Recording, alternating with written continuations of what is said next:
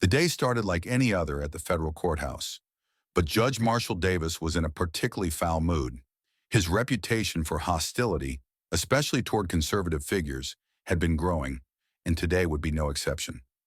As he stormed into the courtroom, he barked orders at his staff, demanding silence and snapping at his clerk over minor details. The tension in the room was palpable, and the gallery sat in hushed anticipation. When Vice President JD Vance arrived to testify, Davis wasted no time making his disdain clear. "Make sure he understands. His title means nothing here," he sneered, glaring at Vance as he entered the courtroom.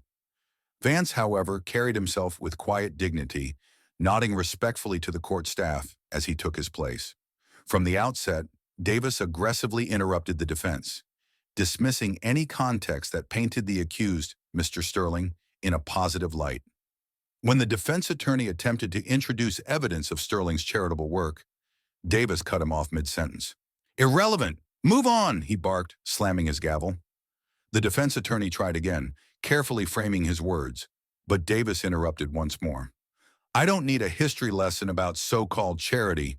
The only thing that matters is the tax evasion charges. Stick to that." The courtroom watched as Davis's irritation escalated with each passing moment, his bias becoming undeniable. Even the prosecution looked uneasy, shifting uncomfortably in their seats as Davis's outburst became more personal. When it was Vance's turn to testify, Davis's hostility reached new heights. "Stand up straight when you take the oath," he snapped, though Vance's posture was already impeccable, "and speak clearly. I won't tolerate political doublespeak in my court." Vance remained composed, his tone measured. "I'm here simply as a witness to the truth, Your Honor." "Truth?" Davis scoffed. "We'll see about that." As Vance presented documents proving Sterling's financial transparency, Davis erupted, declaring them inadmissible before the prosecution even objected. His reaction was oddly personal, as if something deeper was at stake. His hands trembled slightly as he shuffled through his papers, avoiding eye contact. Tension soared when Vance calmly mentioned the March 15th meetings regarding Sterling's charitable contributions. Davis's demeanor changed instantly, his usual arrogance giving way to fear. His fingers drummed nervously on the bench. "Those meetings are not relevant to these proceedings," he snapped, but his voice had lost its usual authority. "Not relevant?" Vance asked, holding up a folder. "That's interesting, Your Honor, considering these documents directly tie those meetings to financial transactions linked to your rulings." Davis's face went pale. "Those records are inadmissible," he nearly shouted, though no one had raised an objection. The gallery stirred. Why was the judge so desperate to suppress this evidence? Vance pressed on, producing another set of documents. "These bank records show a disturbing pattern. Offshore deposits coinciding with your rulings against conservative defendants." Davis slammed his gavel. "Confiscate those documents!" "Now!" he roared, but the court officers hesitated. His outburst had crossed a line. Vance remained unshaken. "Perhaps we should also discuss the Liberty Foundation's protection payments," he said smoothly. Davis's breath hitched. "How dare you? I mean, what payments? This is a setup, a conservative conspiracy." "A conspiracy?" Vance echoed. "Interesting choice of words, Your Honor, especially given your private meetings with certain activist groups." The courtroom was silent.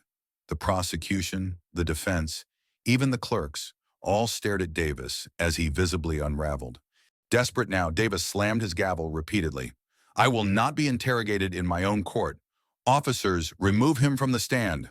But before anyone could act, a new voice rang out. "That won't be necessary." A team of FBI agents entered the courtroom, their badges glinting under the lights. "Judge Marshall Davis, this court is now under federal investigation. Stay where you are." Davis's eyes darted wildly around the room. "You can't do this. I am a federal judge. I have immunity. Do you know who I am?" The lead FBI agent nodded. "Oh, we know exactly who you are, Your Honor. And we know about your offshore accounts, your ties to the Liberty Foundation, and your repeated abuse of judicial power." Davis tried to protest, but his voice was weak. The weight of the evidence was undeniable. "This is all a setup," he muttered, but even he didn't sound convinced anymore.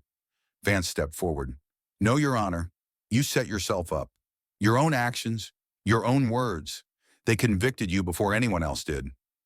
As the FBI agents took Davis into custody, his face was a mask of defeat. The gallery erupted into murmurs as they realized this wasn't just about one corrupt judge. It was a systemic abuse of power that was finally being exposed. Behind Davis, court officers were already sealing his chambers for investigation. His clerk, now free from intimidation, broke down in tears as she confessed to destroying evidence under his orders. The aftermath was swift. Davis's arrest triggered a wave of investigations across multiple jurisdictions. The network of corrupt judges he had been part of began crumbling as others scrambled to cover their tracks. Most importantly, Sterling's case was dismissed. The new judge, reviewing the suppressed evidence, found no basis for the charges. As Davis was led out of the courtroom in handcuffs, he turned one last time to Vance. "You think this changes anything? There will always be others like me." Vance's response was firm. "You're right about one thing. There will always be those who abuse power, but there will also always be those willing to stand against them. That's what makes our justice system work. Not the corruption you represent, but the courage of those who fight against it." Davis had no answer. His final walk of shame was a powerful image of justice being served. But the larger message was clear. No one is above the law. If you believe in standing up for truth and accountability, make sure to like this video and subscribe for more inspiring stories. God bless you, and God bless America.